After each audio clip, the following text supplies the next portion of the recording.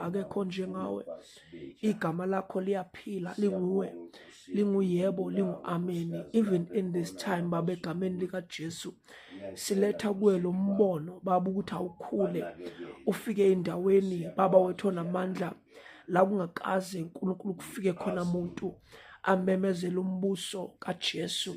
Ufike endaweni zasemakhaya, sikhuleka ey'ndaweni zale kuKapa, ey'ndaweni zale kuma-remote areas phakathi eNorthern Cape, sithi egameni likaJesu, phakathi eMozambique, eNamibia, sithi alihambe uNkulunkulu izwi lakho ifike. Sikhulekele i-Leaders in Germination yona le program yokuletha izwi lakho kuzona zonke lezi ngane that are aspiring professionals who are going to do great things in the future. Siyabakhulekela uNkulunkulu, sipha amandla, sibanqande babe baningi. Abanye kuthiwa bayeka isikole bahambe bayothatha impilo zabo bafe, kodwa sithi mawusipha amandla uNkulunkulu basifinyelele bangaze bayidestroy abaningi babo. Sikhulekela iy'nsiza zomsebenzi, sikhulekela nokuthi udonse abantu abashera lo mbono ukuthi iy'mpilo zabantu abaningi ayithintwe, iy'mpilo zabantu abaningi ayishintshwe.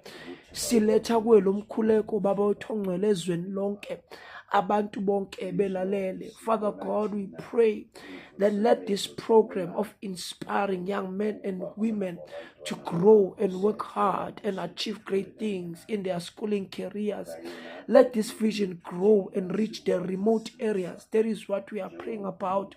Phakathi uNkulunkulu komthavuna, phakathi Baba wethu ongcwele ey'ndaweni zakomthatha, koSoshanguve, koShowe, koNkandla, we pray uNkulunkulu womsinga, let your word compare David Livingstone.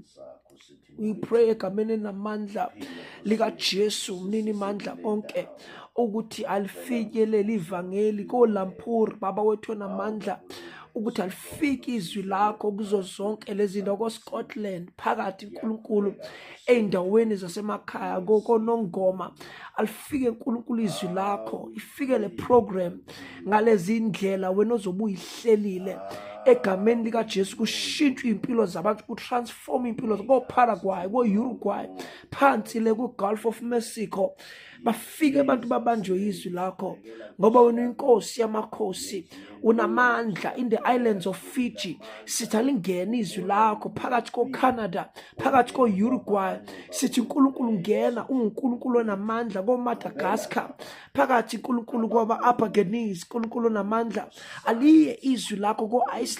In the mighty name of Jesus, sikhulekela wonke ama-resources that are needed ukuthi sifinyelele kulezi ndawo, so that we speak about umbuso kaNkulunkulu. All these young men and women that are being attacked Baba wethu namandla by the availability of alcohol, the availability of all these things that are human syndromes, human deficiencies that are designed and that are put forward to destroy their lives because they are available and affordable. So God, we pray in the mighty name of Jesus that let it be that you work your way, for you are the Lord, and it is said that your ways are higher than the ways of men. Open pathways, open a pathway that you spoke about, that, oh Lord, that even those who are sick, who are blind, will not get lost in this pathway, for it is the pathway of the Lord, the highway of the Lord.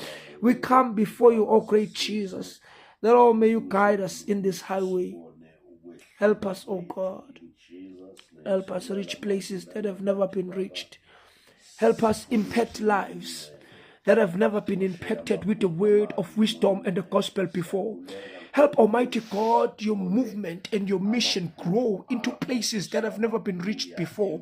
Kulesi sikhathi egameni likaJesu sikhulekela ukuhlangana kweinhlaka zevangeli, uNkulunkulu onamandla akuhlangane, uNkulunkulu wethu onamandla, bonke obabizile wabaqoka, wabagcoba, wabamisela ukuba basukume kulesi sikhathi. Sukumisa Baba wethu onamandla the prayer engines, those who are able to pray, bavuse Baba wethu onamandla, ivuke impi kaJehova egameni likaJesu baba nomama ey'ndaweni zonke abalaziyo ivangeli leqiniso, banike isibindi, basukume kuphunywe uNkulunkulu ema-ofisini, emisebenzini, kuma-private jets, kuma-flights, kuma-offices, in the high echelons of power, in parliaments, uNkulunkulu namandla, kuma-world order offices, la kuhlanganwa khona kwenziwa ama-decisions athinta iy'mpilo zabantu kuy'zukulwane ey'ningi ey'zayo. Sithi vusa imbewu yobuKristu, imbewu kaJesu Kristu kuzona zonke lezo y'ndawo, kuwo wonke ama-industries, kuwo wonke ama-professions, kuwo wonke ama-endeavors,